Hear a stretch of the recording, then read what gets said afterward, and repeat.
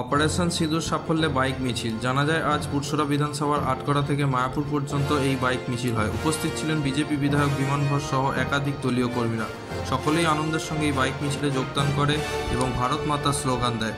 Bureau report, news আমার বাংলা।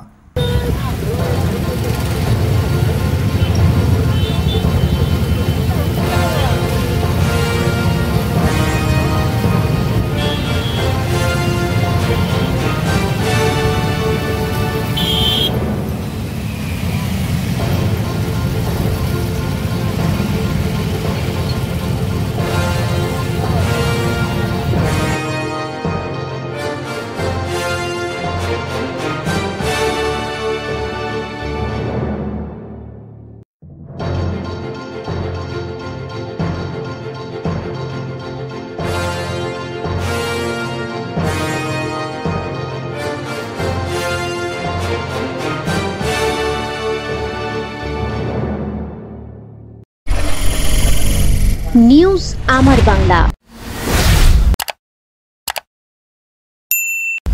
বাংলার মানুষের কথা বলে।